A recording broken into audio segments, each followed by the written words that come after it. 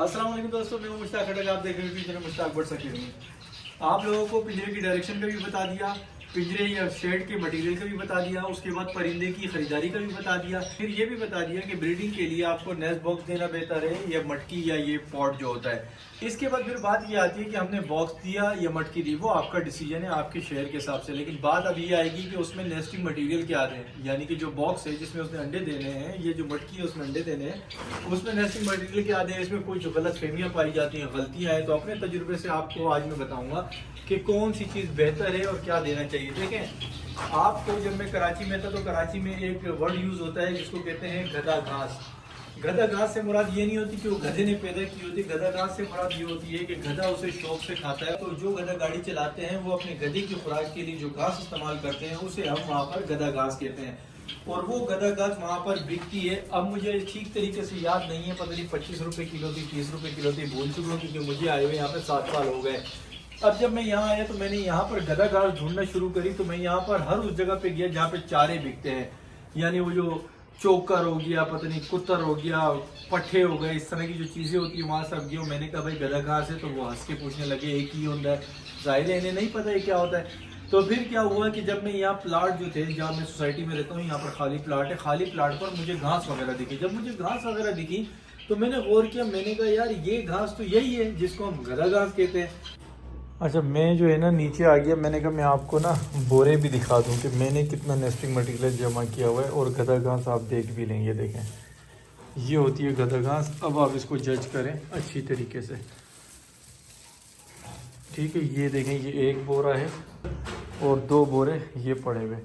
अब आप ये देखें इसको, ये देखें, ये सारा गधा घास है, ये देखें, ठीक है। इसको अगर गौर से देखना चाहें तो ऐसे देख सकते हो आप लोग। तो इस तरह से गधा घास है जो कि कराची में जो है वो बिकती है, और यहाँ पर कुदरत की तरफ से इन खाली प्लाटों में वो उग जाती है। तो मेरे तो यहाँ पर ये मज़े आ गए, मैंने जो है ना माली को बोलना शुरू कर दिया, और आपने पिछली वीडियो में देखा होगा कि मैंने जो है ना खुद से भी इसको दातरी के साथ जो है ना काटना शुरू किया। तो ये सबसे बेस्ट है। फर्स्ट उस पर ये वाला देना है आपने। तो ये जो गधा घास है ये नंबर 1 पे आप रखिएगा। इसकी वजह ये है क्योंकि ये ना इस तरह से लंबी होती है, ये देखें, ये होती है बड़ी बड़ी, ये देखें, ये ऐसे बड़ी होती है ना। नंबर 1 पे इसलिए है कि जब फिंच इसको लेके जाएगी ना, या जावा फिंच जो भी बर्ड नेस्टिंग बनाता है इससे, वो इसको 3 to 4 टाइम रोल कर सकती है, ये देखें। तो एक दफ़ा में वो जब ये पकड़ेगी, एक दफ़ा में वो अपने 4 फेरे कंप्लीट करेगी, शॉर्टकट मारेगी।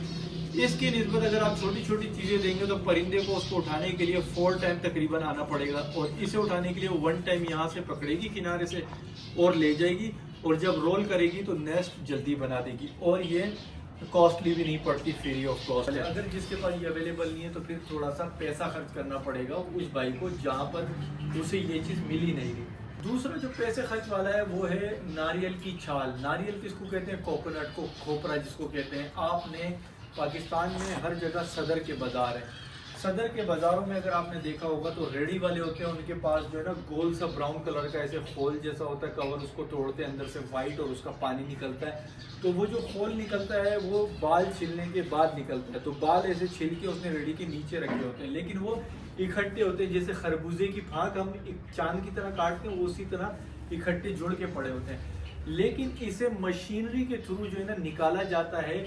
ये मशीनरी के थ्रू समझ लें रिफाइन क्वालिटी में छने हुए साफ सुथरे होके भी बिकते हैं, जिसका एक एक बाल, एक एक ऐसे पर, जैसे ये है ना, ये देखिए इकट्ठा है। अब मैं इसकी एक इस चीज़ को अलग कर दूँ, ये अलग हो गया, फिर इसे अलग कर दूँ, तो इस तरह से अलग अलग करके उसके रेशियो होते हैं।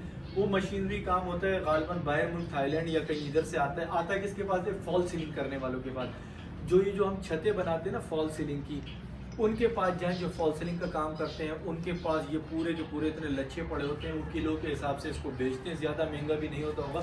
तो वो लाए, वो बिल्कुल ऐसा लगता है जैसे रुई, लेकिन उसका कोई नुकसान नहीं हो, बिल्कुल बहुत इजीली ये कर भी देते हैं, और शानदार तरीके से उसमें अंडे भी आ जाते हैं, बड़ा मज़ेदार नेस्ट होता है। तो दोस्तों ये देखें, मैं नीचे आ गया, मैंने अपने जो है ना बोरे इकट्ठे करके रखे हुए नेस्टिंग के, फ्यूचर प्लानिंग की हुई है। तो मैंने ये सोचा कि आपको एक्सप्लेन इस तरह से किया जा सकेगा, विजिबिलिटी भी अच्छी होगी और आपको पता चल जाएगा कि किस घास की बात हो रही है। देखिए, अच्छा, जो भाई मुझे ये कह रहे हैं ना कि आप गायब हो गए थे, रेट जब कम हुआ आप भाग गए, आप कहाँ चले गए, तो ये देख लें। अब मैं उस भाई को इसी वीडियो में सबूत दिखा रहा हूँ। ये देखें, ये काम चल रहा है, ये फॉल सीलिंग का काम चल रहा है, यहाँ देखें ये चल रहा है, ये देखें ये घर की हालत देखें, ठीक है।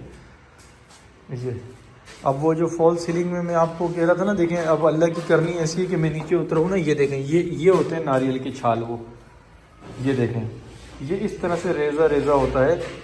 और ये फॉल सीलिंग, जब ये देखें फॉल सीलिंग हो रही है, ये देख रहे हैं, ये मेरे ही घर पे काम लगा हुआ है नीचे, और मैं छत पे वीडियो बना रहा था, अभी उतर गया हूँ मैं नीचे आप लोगों के लिए। ये देखें, ये इस तरह से पड़ी होती है, आप ये किलो के हिसाब से ले सकते हैं। और दूसरा मैंने दिखा दिया। तो उन भाइयों के लिए करारा जवाब है जो सोच रहे हैं कि रेट कम हुआ था और मैं भाग गया। वो मेरे भाई अल्लाह के बंदो, ये देखो मेरा घर अभी भी देखें इस हालत में, ये देख रहे हैं काम चल रहा है। ये देखें, ये मेरे घर का ग्राउंड फ्लोर है, हम फर्स्ट फ्लोर पे रहते हैं। तो मेरे भाई मैं रिस्क हलाल ना एक रुपया जोड़ के ना अपनी तनख्वाहों से और जो भी मेरे इनकम रिसोर्सेज हैं, तो फिर मैं उसमें लगाता हूँ। तो इस चक्कर में ये जो मैं आउट हुआ था यूट्यूब से, वो ये वजह थी। ये देखो भाई लगा हुआ है, ये देख रहे हैं। और ये वो कमरा है जिसमें मैंने आपको ये घास दिखाई, ये देख रहे हैं, ये मेरा घर है। ये देखें, ये गेट है और वो बाहर का एरिया है सारा। तो जो भाई ये बोलते हैं ना कि यार रेट कम हुए थे तो मैं शॉर्ट हो गया, रेट बढ़ गए तो मैं आ गया, अल्लाह के बंदो क्या इस वक्त जावा का रेट बढ़ा भाई जो मैं आया हूँ? इस वक्त भी तो जावा का रेट गिरा हुआ है ना, लेकिन मैं आया हूँ। मुझे रेट गिरने और उससे कोई फ़र्क नहीं पड़ता मेरे भाई। मैं शौकीन बंदा हूँ, मैं इन्फॉर्मेशन देता हूँ आप लोगों को। इन्फॉर्मेशन का ताल्लुक रेट से नहीं होता, रेट ऊपर जाए या नीचे जाए मुझे उससे कोई गर्ज नहीं है। मैं सिर्फ बर्ड्स की इन्फॉर्मेशन देता हूँ, और उस इन्फॉर्मेशन का रेट से कोई ताल्लुक नहीं है। ना मैंने किसी का पैसा लिया हुआ है कि मैं छुप जाऊँ, ना मैंने किसी को बोला ये करो। मैं इन्फॉर्मेशन देता हूँ, बाकी जो कहना है कहने वाले कहते रहेंगे। और कहने वाले भी उस वक्त कहते हैं जब इंसान मशहूर हो रहा होता है। तो अल्लाह का शुक्र है मैं मशहूर हो रहा हूँ, जब भी मेरे हेटर्स जो है ना बढ़ना शुरू हो रहे हैं। अगर आपके पास दोनों ही अवेलेबल हो, ये भी और वो भी, तो आप इसका जो है ना वो 70% या 80% आप गदाघास का दे दें और 20% या 30% नारियल की छाल दे दें वो वाली। तो आपका जो नेस्टिंग मटेरियल हो जाएगा वो A1 कैटेगरी का हो जाएगा। ये हो गए। इसके अलावा लोग अक्सर क्या करते हैं, जो फ्रूट मंडी की जो फ्रूट आते हैं जिन पेटियों में, उसमें जो घास होती है ना वो भी दे देते हैं। देखें किसी हद तक मजबूरी में तो वो चल जाएगा, लेकिन उसमें थोड़ा सा रिस्क फैक्टर होता है, क्योंकि उसमें जो घास होती है वो मोटी होती है, ऐसे लकड़ की जितनी मोटी भी होती है।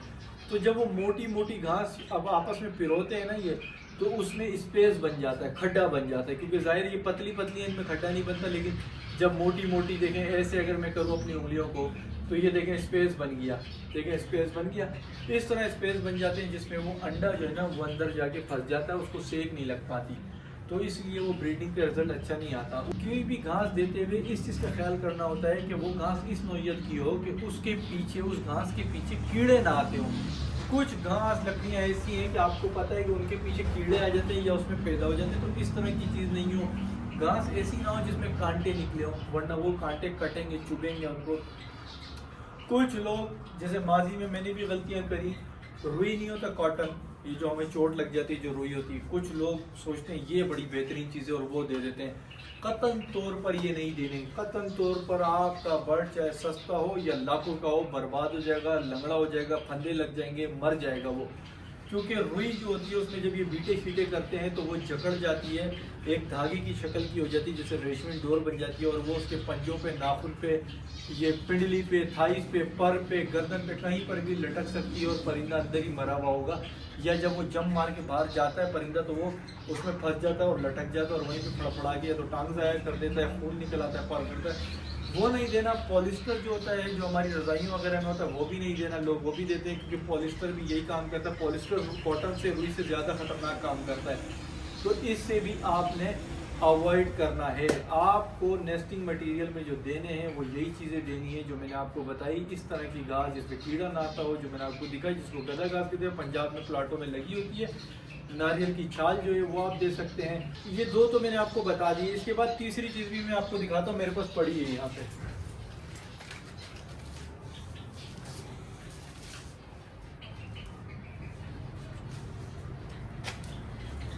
ये देखें, तीसरी चीज़ ये है, ये मुंजी कहते हैं इसको। ये इस तरह की होती है, ठीक है। ये देखें, अब ये वीडियो में आपको सवालात उठेंगे यार ये कैसी, क्योंकि वीडियो में चीज़ें उस तरह से नहीं दिखती जिस तरह से इंसान समझना चाहता है, देखना चाहता है। मैं करीब ला के कोशिश करता हूँ आपको दिखाऊँ। ये देखें,